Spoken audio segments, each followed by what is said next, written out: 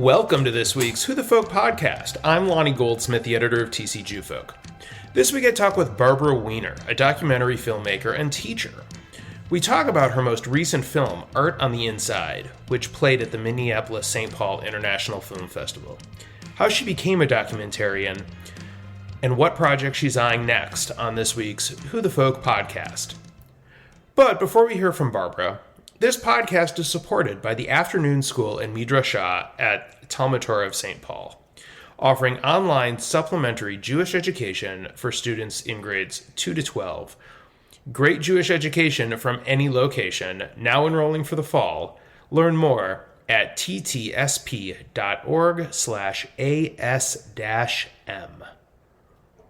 Barbara Wiener, welcome to the Who the Folk podcast. Thank you for joining me.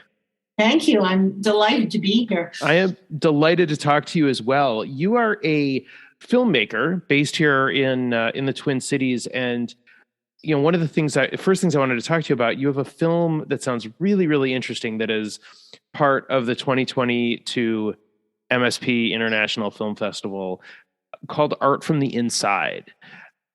Guess for starters, tell us a little bit about that and what the project is and how it all came together. Oh, it's a great project. It's a story about Antonio Espinosa, who was a guard at Stillwater Prison for 19 years. And in 2018, one of Antonio's colleagues was murdered in the machine shop by a incarcerated man.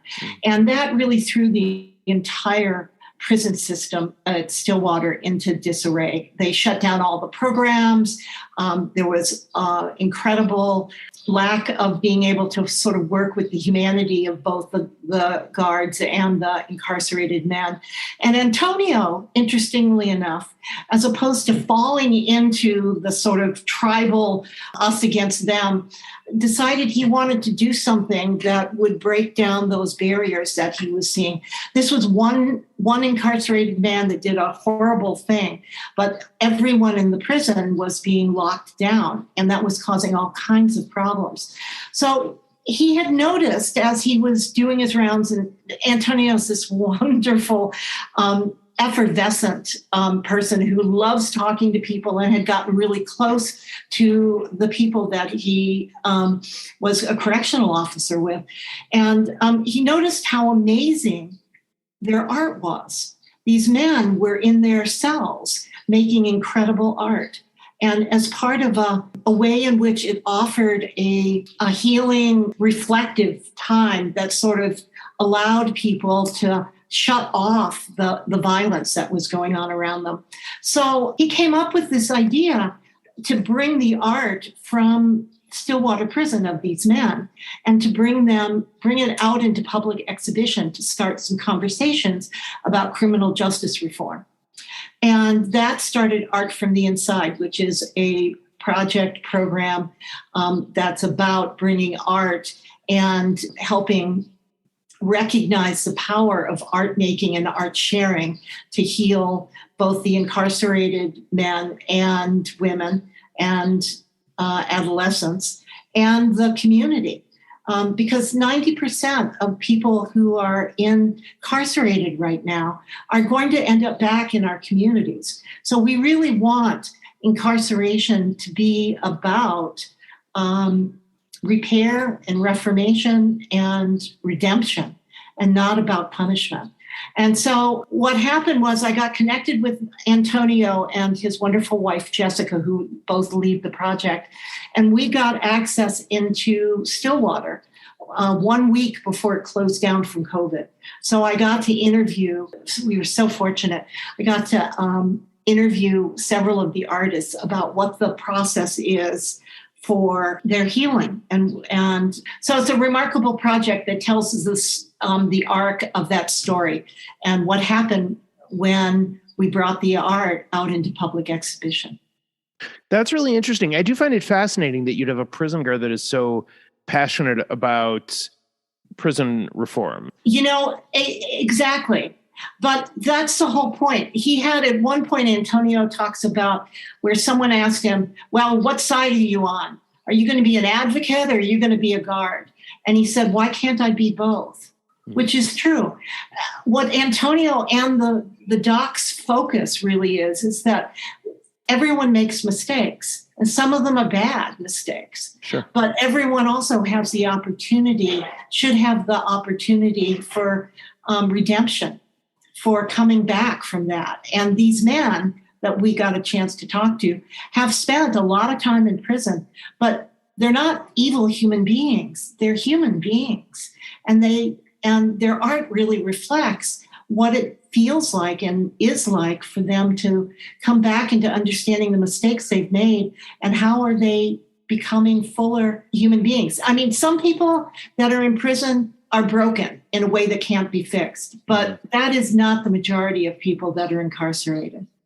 I'm curious, you as an artist, did you some of the things that the artists talked about to you for the documentary about where their art comes from, do you as an artist sort of recognize those sort of places and techniques in some way? Well, what I recognized that seems to be, and in the doc, we also talked to the psychologist that works with the incarcerated men. And one of the things that really happens is that when making art and when creating, there is a bubble that comes around your life that focuses you in, that stops all of the stuff that's spinning around inside of you. And so for men in prison and who are dealing with guilt and shame and fear and anger, to be able to focus on color and line and creating stops all the spinning. And maybe all their life they've been spinning. Maybe there wasn't enough food. Maybe there was violence in their home. But all their life, their thoughts have been spinning at them. And they finally have an opportunity to stop, to focus. And in that gives them an opportunity. And I certainly understand that when I'm editing or shooting, I am there in the moment, so present that all the worries around me, all the other stuff on the to-do list, all the worries, all the guilt, all the fears go away.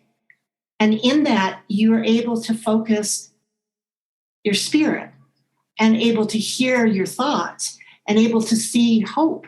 And that's what I saw in those men, was the opportunity for them to see themselves as something other than their worst day, other than their worst mistake.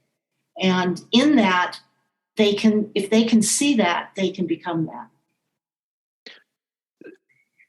So I'm curious, what was it that led you to filmmaking? Oh, wow. The very beginning of my career, how I ended up here in the Twin Cities is I came up for an MFA in directing at the University of Minnesota. And so I worked at the Guthrie and I worked at I worked in New York and at the Kennedy Center after I finished my graduate degree. And I found, once I had done that for a while, I got kind of toasty. I got kind of burned out from this isolation of being in these rehearsal rooms where the world was going on around me. And I was listening to people say exactly the same thing for, 12 hours a day.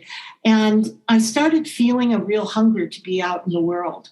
So when I decided to leave that career, but I had all these production skills. So I transitioned into television and I actually went to public television.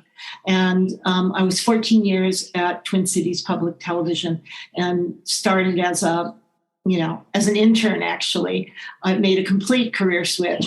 And then I ended up as the executive producer of the Arts and Cultural Unit. But in that, I had an opportunity to put my love of storytelling into visual form.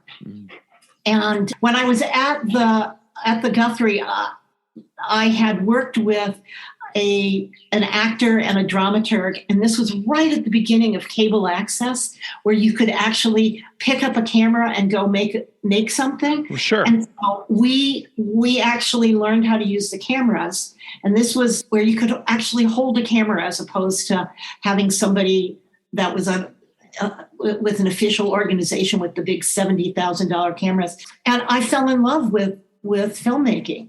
We made a big documentary about a production at the Guthrie, and I knew that's what I wanted to do. I'm a visual thinker. Mm-hmm. I think in images and metaphor, and I'm a storyteller. And the form that's just the most exciting for me, and it's continued to be for the last 35 years, is filmmaking. And so I fell into it, and I can't fall out. So how do you find stories that you think are worth telling? What's your process? Oh, wow. That's such a good question.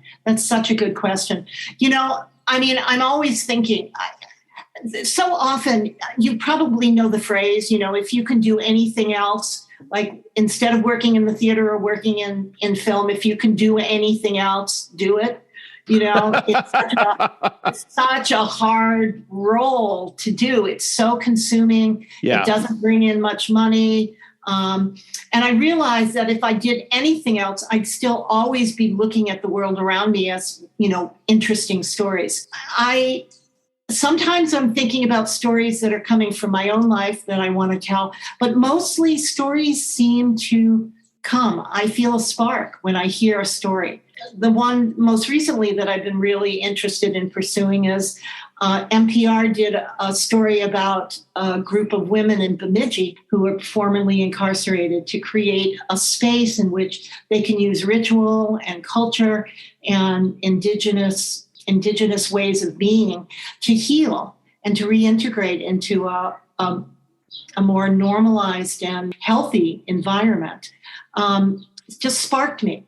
So I'm going to pursue and see if I can't do some work around that.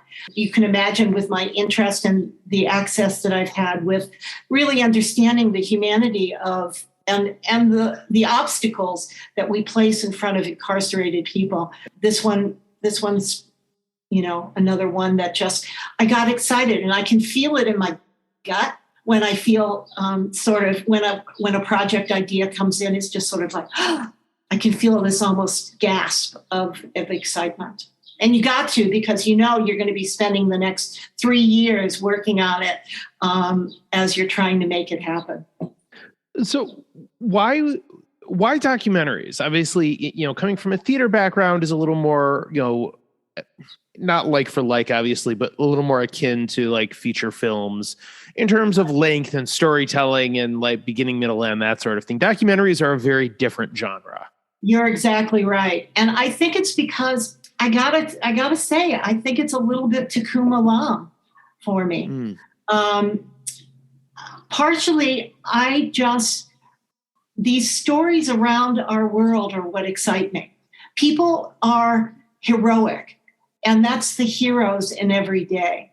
And as a woman in a field that's dominated by men, as a woman in this world, I feel a real draw to telling the stories of people who are living the heroic everyday lives without realizing the heroism that they have.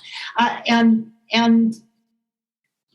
you know, documentary is me engaging in real life, me engaging in the world around me, and trying to tell these stories in a way that helps us to heal them and to recognize them and to see in ourselves the power that we have, to the resiliency, the joy, the amazing human beings that are around us, that we are in our everyday life. So I think it goes back to the idea that we're putting together these pieces of reigniting people's understanding of their own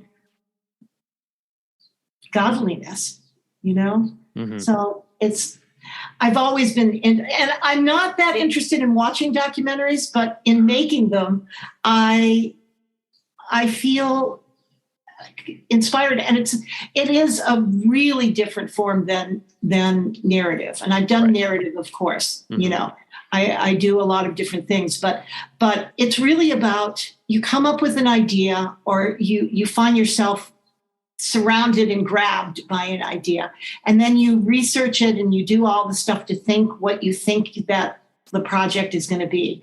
Then you go out and you record the project and you and tape it and or film it, and you stay open to what's interesting and you follow it. So you're very real and engaged in it. And then you bring it back and you look at it, and then you see the story that was there you didn't realize was there, that hopefully is even better than what you thought. And then you put together your documentary. So the documentary is this organic birthing of something that I discover in my process of making, as well as in the idea.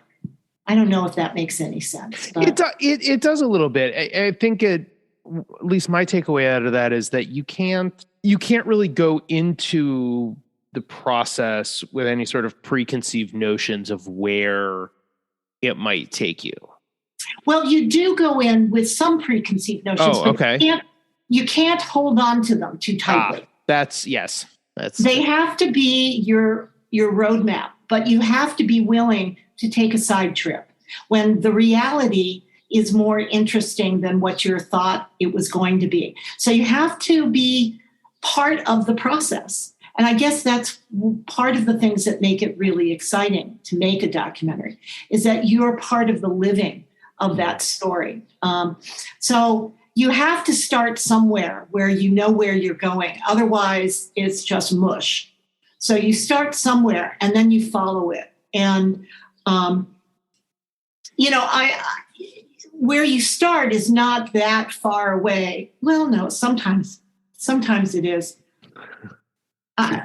You start somewhere and then you don't hold on too tight. Right. So you follow the road, the path that leads. And that requires a great deal of trust, both from the subject that you're pursuing and of yourself as an artist. I was going to say it probably takes a lot of discipline to not take the linear path, because that is not always the path that you should take. Yeah. And also, I always know that the more linear my path is, the more dull it's going to be. It's those side things that excite me, that excite other people as well. So if I'm going in the way that I think it's supposed to go, I'm going to have a very dull project. My idea is that what I do as a filmmaker is I build a bridge between my audience and my subject of the story. And I have learned a whole lot about the story. And then what I'm trying to do is create a bridge so that the audience can come on the journey with me without having to go through 3 years of doing it. They get to do it in an hour and a half or an hour or a half hour. But the process is to be able to bring them along. So there's some structure in it, but I want it to be as exciting for my audience as it was for me going through the process. And also, a film is not passive. It's an active experience. So when I make a film, it's not really completed until it lands in an audience. And what I hope is, if it's interesting enough and if it's surprising and if it's authentic for human emotions, then the audience is generating something about their own experience that finishes the film. So that process of watching a film of any kind is that you complete it as an audience. And I'm always aware that I want to make that a possibility. It's not my opinion of what this story is. It's what the story has become. Hopefully the audience connects to it. Right. I mean, the story is the story, and you deliver it in a way that you hope that it resonates. Right, exactly. And the trick to that is that it's got to be honest. It's got to be authentic. If it's not honest, if it's not authentic, if it's manipulative, the audience knows that. And so it's got to be interesting. It's got to be compelling. But more than anything, it's got to be authentic and real and human, because our stories are how we find what it means to be a human being. And that's what stories are about. And that's what these stories should be about. You mentioned that there are times where documentaries are not big money makers for you, the documentarian. And so one of the other things you do is teach. Yes. How did you get into the teaching side of filmmaking, and where are you doing some of this teaching? Well, after I left Twin Cities Public Television, became an independent, I founded a nonprofit. My best friend had a daughter, and I was her birth coach. And I was still at Twin Cities Public Television at the time, and I was holding this baby who was probably, 2 minutes old. And I was struck by the idea that it's really hard to grow up female in America, in the world. And that a big part of that, at least 20 years ago, was my business, the media, and what we were doing for young girls to understand or to think what it was like, what they were supposed to be successful in the world. And so I promised this baby that before she was a teenager, I would do something about that. And so what I ended up doing is founding a nonprofit that worked with adolescent girls from diverse communities to use filmmaking and media making as a leadership tool to develop cross-collaborative processes, social justice films, and worked with lots of different girls. And our most intense work was working in a mentorship program where we worked with a core group of about 10 girls and worked with them over many years. So that's when I started sort of understanding how powerful teaching was. And with an MFA, I was able to think about, and these opportunities just kind of came, a little universe helping me out here a little bit. These opportunities to sort of teach here at the Walker or teach there at Film North or teach here at such and such started happening. And so I ended up having, I'm adjunct, so I'm not a full-time professor anywhere because I want to be able to teach and continue doing my filmmaking. But while I worked with adolescents, it became really clear that I wanted to work with higher ed, and that I wanted to work with, that I didn't want to be in a public school. That was too restrictive for me. I wanted something that had and so my production skills became really powerful. Okay. So, yeah. And I teach at North Hennepin. I'm going to teach this fall at St. Paul College as well. I've taught at MCAD and MCTC and Art Institute. And then I just, like last week, got a gig working, because we work so remotely now. So I got a gig working with the Digital Film Academy out of New York and teaching production with them. So it's nice. A little bit of an income allows me to pursue maybe some of these other things that I want to pursue that don't yet have funding to them.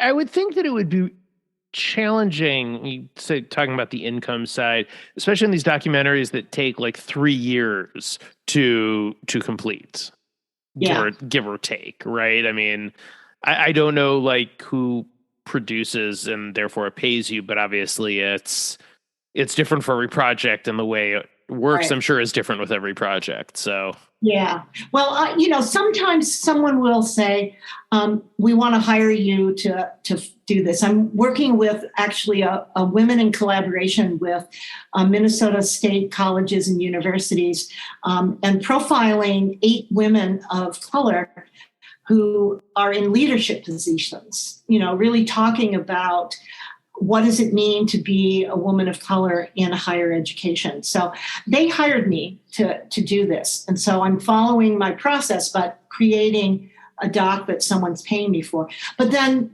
for example, this healing house, or even Art from the Inside, which had a little teeny bit of money, but not enough to really cover the expenses. Those heart projects, you got to follow on trust. I need to be, I am unfortunately an artist. It's how I'm wired. It's what I have to do. I'm driven to do it. I need to follow this stuff to feel completely alive. And so I often will write grants. I often will, I mean, there's all different kinds of ways that you bring in income. But I recognize that I can't wait for full funding for production to follow the production ideas. Mm-hmm. So the funding usually follows after the idea is a little bit further along. So there's always a commitment. And I wish at my moments of greatest anxiety, when I have bills to pay and I'm worried about things, I wish it was a different way, but I realize that I'm not going to stop making films, and I can't. And it's a leap of faith. It's a leap of faith. And, and I've got to say, that faith is, I am often in argument with God about helping me out here. So, it's like, get off your godly ass. And if this is the gift you've given me and the reason that you've told me I need to be in this world, then help me out. Bring some income in here. But, it's a leap of faith. You're right. I mean, I'm sure it's you and so many others who say that. I can't imagine that you can be, I'm a one-woman band. I mean, I shoot, I edit, I produce, and wow. I do all of it so that I can do all of it with, there are people that come in and help me. There are people I hire to come help me. Sure. But I really have my hands around the whole project, all of the parts of it. But I don't think anybody makes documentaries and expects to make money at it.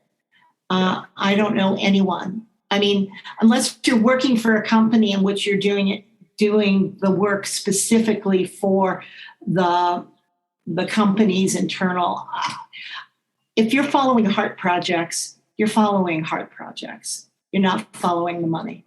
So I'm curious, the project you mentioned of speaking to the 8 the minority leaders in higher ed, you're being brought on by a group to do that. Do you still get sort of the same control that you normally would get if it were a heart project, or do they get some final cut on that? This is one that's really fortunate. They really are.